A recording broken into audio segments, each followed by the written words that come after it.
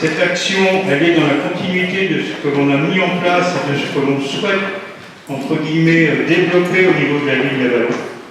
La ville d'Avallon s'était inscrite dans la semaine de la mobilité européenne dès le mois de septembre. Rappelez-vous, pour les Avallonnais, que nous avions fait une action en parallèle avec la journée du patrimoine. Et donc, on continue de s'inscrire dans cette démarche et on a un challenge où on s'est inscrit également dans le mois du vélo, au mois de mai 2024. Quelques éléments de présentation sur les atouts, les enjeux pour la ville d'Avallon. Les déplacements domicile-travail à vélo sur Avallon sont seulement de 1,5% selon l'INSEE en 2020, contre 5% au niveau national pour les trajets de moins N de 5 km. Donc en fait, on pourrait fortement augmenter cette part modale. Donc les enjeux aujourd'hui, c'est parfois aussi de réapprendre, réutiliser le vélo, parce que certains, ça fait depuis un moment qu'ils ne sont plus remontés en selle, mais également de l'aménagement de la voirie, du stationnement vélo, d'où aujourd'hui le fait qu'on se soit inscrit dans le projet d'appel à projet à Vélo 3 et accompagné par un prestataire. Donc plusieurs atouts vélo sur la ville, on a plusieurs associations sportives, on a des infrastructures vélo comme le bike park, une station de lavage.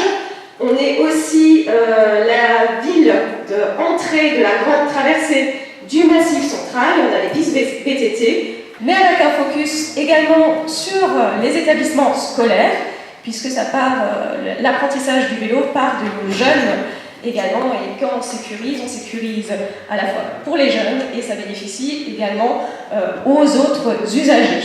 Donc l'objectif est d'initier et de développer une culture vélo sur Avallon. Que faire? Quelques idées qui viennent de notre groupe.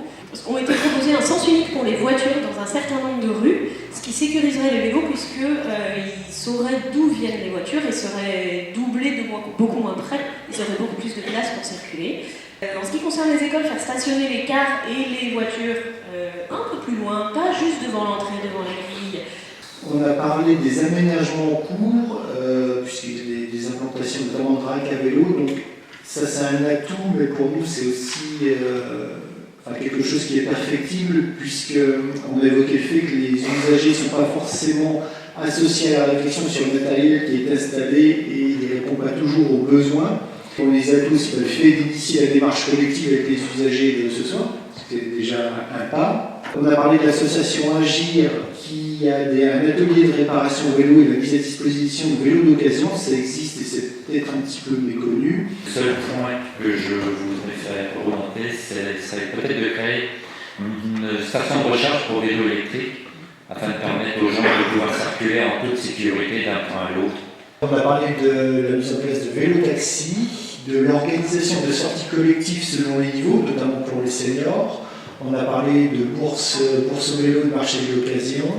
On a parlé aussi du développement du transport des vélos, notamment dans les autres moyens de transport, TER, Mobligo, etc. Alors je sais qu'il y a des choses qui existent, mais ce n'est pas toujours forcément très efficient. Très bien, très intéressant, et j'espère qu'il en sortira quelque chose de positif pour la ville. Oui. Très bien, ça permet aux gens de se rencontrer, de mieux comprendre le territoire, de se poser de bonnes questions, et pas seulement d'avoir son propre point de vue. Et puis surtout, on se rend compte de ce qui se fait et de ce vers quoi on va aller. Donc oui, c'est agréable.